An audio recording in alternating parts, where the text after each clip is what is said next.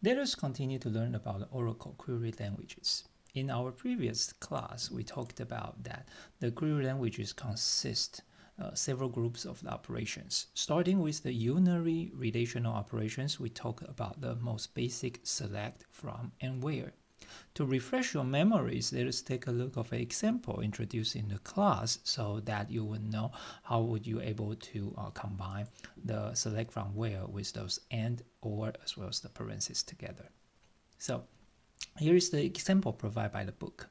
Select the tuples from all employees. So they are interested in the employees who either work in department number 4 and make over $25,000 per year, or work in department number 5 and make over $30,000. So you can see that there are several operations need to be combined together. Still doing the select from and where operations as the backbone of the query, you need to find out that how would you able to find the people who is making over 25,000 also work in department number 4. So there are two conditions need to be AND together. There's also another condition that is department number 5 and make over $30,000. Another two conditions need to be AND together. However, you only need to get one of the conditions satisfied because it's a either or over here. So for the query languages, what you will be able to see is that you will need to do basically select first name and last name because we're only interested in the employee names. And from the employee and looking into where DNO equals to 4 and salary greater than 25,000, parentheses that indicating the first condition. The second condition is DNO equal to 5 and salary greater than $30,000. Another condition, parentheses, and put an or in between indicating this can be either this case or the other case. Let's directly copy and paste the code into Oracle and then see what's going on over here. So if we're going to copy and paste into the Oracle, what you can see over here is that I intentionally leave the semicolon. So once I hit the enter, you can see that it will directly go into line 4 and then blink it over here, indicating that it is waiting for a semicolon to tell it to execute the code. So if I put a semicolon over there, hit enter, you can see that those are the three people satisfying the conditions. And therefore, that's how we will be able to answer the questions using select from where combined with and or operations. So for the query overview, binary, after we looked into the basic operations, now it is more interesting to look how would we able to look into two or more tables together. How can we combine things in two different tables? To discuss that in detail, we need to start looking at what we call a Cartesian product. Then we will be able to move into the join operation. These two important things are the main focus of the class today. So let's take a look of the Cartesian product. Cartesian product, this, as I always introduce my students, is like a monster operation. Why I'm saying it's a monster operation? Because it will generate a huge table. Let's take a look at this. This operation uses to combine tuples from two relations in a combinational fashion. So what's going on over here is saying that I have two tables and I want to put them together.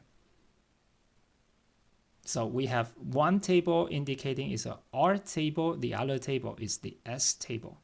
Inside of this R table, it has several attributes. So it has A1, A2 until AN attributes. So there are N attributes for table R. For S table, it has B1, B2 until Bm attributes, and therefore there are M attributes in the S table. And therefore, if we try to do the Cartesian product of the two tables together, what's going on is that, first of all, it will create a huge table. That table has all of the attributes coming from the R table, as well as all the attributes coming from the S table. So it will form a huge table with the attributes coming from the R table plus all the attributes coming from the S table. And therefore, it will have N plus M attributes. That's not only it. it's actually making even more interesting things in the next slide. So the resulting relation state has one tuple from each combination of the tuples, one from R and one from S. So what does that mean? That means not only the table will be created in a fashion that the table will have all the attributes coming from the first table and all the attributes coming from the second table. More interestingly, it will create a combination of first table's tuples multiply all the tuples in the second table, so that you can create a combination of every possible combination of the two tables. So hence, if R has n of R tuples denotes by R, number of R equals to n of R, and S has the same thing, then the number of tuples will be the number of tuples in R multiply the number of tuples in S. So you can see that it's really a huge, huge table. You may be curious, why are we doing that? What this is trying to do is that it tries to create a table that can combine, they have all possible combinations between the two tables. Of course, it's not very meaningful at this stage because what's really useful is the join operation. But before we look into the join operation, we need to understand how does computer create, how does computer do in the background of the join operation.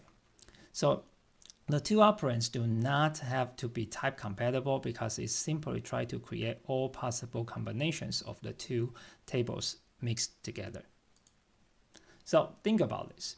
Saying that department has 4 attributes with 3 tuples. So we have 3 departments. We have department number 1, department number 4, and department number 5. And department location has 2 attributes with 5 tuples.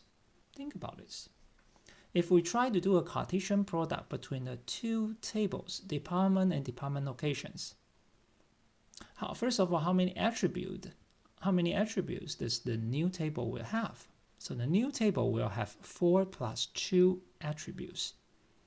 And how many tuples were created if we Cartesian product these two tables together? We will end up with 3 multiply 5, which is equal to 15 tuples.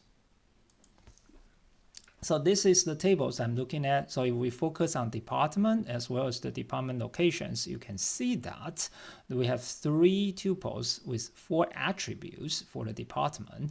And for department locations, it has 5 tuples with 2 attributes. So if we Cartesian product the two things together, we will end up with a table with 6 attributes, 4 from the department, 2 from the department locations, as well as 15 tuples for the new table. So how do we creating 15 tuples?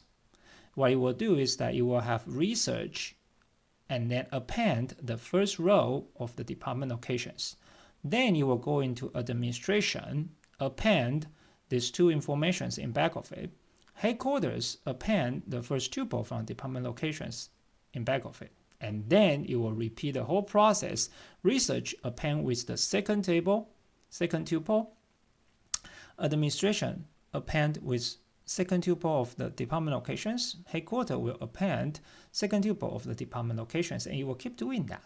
And therefore, you can see this is actually a nested for loop that combines the two tables together to create all possible combinations. So how do we do this in Oracle? How can I prove that what I told you guys is true? Basically, we simply go into the Oracle and write a code. So how can we represent a Cartesian product in Oracle? It's simply a comma. So what I try to do is this.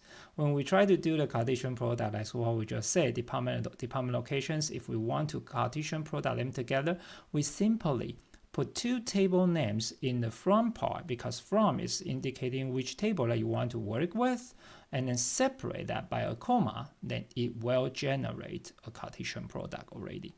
So that's really put this into action and then see what's going on. So let me copy and paste this code without a semicolon, go back into the code, copy and paste over here. When I put a semicolon and hit enter, what you will see is that it will create a table first of all, take a look at this one. It will have 15 rows, indicating it has 15 tuples, just as we have discussed. So if we go back to where we caused it, you can see that first of all, the table will have 1, 2, 3, 4, 5, and 6 attributes, and you will end up with 15 tuples as it has indicated. You may be curious that why does the Oracle did not display the outputs in a nice way. As I mentioned earlier in the previous class, this Oracle command line is actually not designed for showing the results, but it designs for the easy of the using for the query codes. That's why it does not look well right now, but later when we learn more, while we know how to select the interesting information that we are interested in, as well as do the join operation, it's not going to look as bad as it is right now.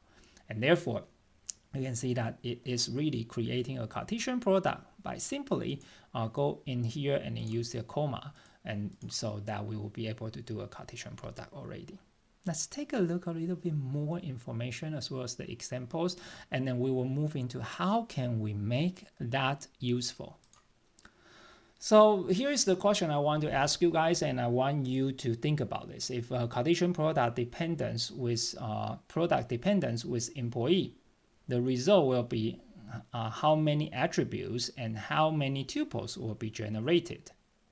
That's the question. So again, the question is indicating that if we go into the information table, the tuples, if we Cartesian product employee as well as the dependent, so two tables being Cartesian product together, how many attributes is the end result of the table, and how many tuples will it generate? So you can see that for the dependent, it has 5 attributes. For the employee, it has 10 attributes. So the new table will end up with 5 plus 10 attributes.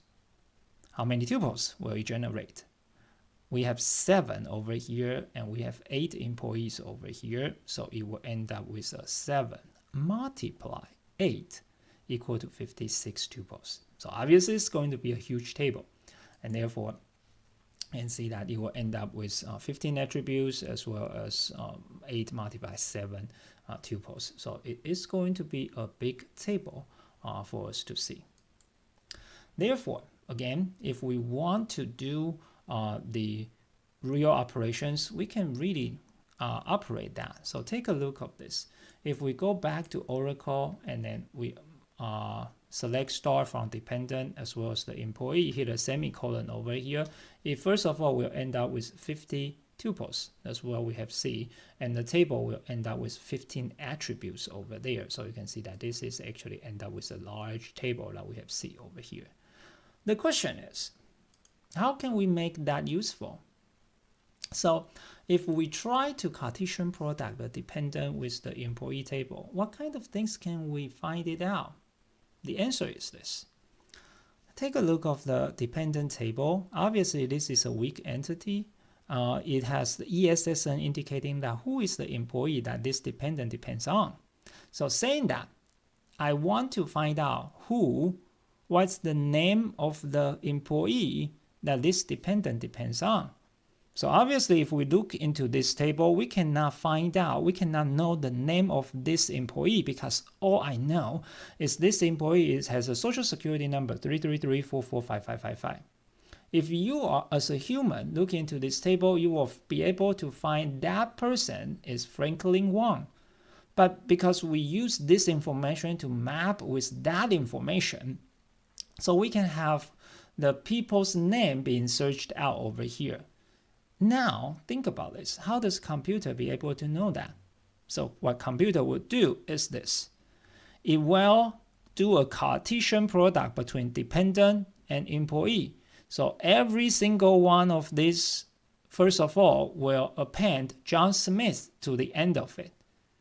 Since the social security number 333445555 is not equal to John Smith, none of this, John Smith will match over the last 3 dependents. So when it tries to see if I'm able to map with every single employee over here with the same ESSN equals to that SSN, then that is the information I'm interested in. If they are not matched to each other, those are not useful. The Cartesian product simply generates all combinations, but not all combinations are interesting. So we only want to find out the information that we are interested in.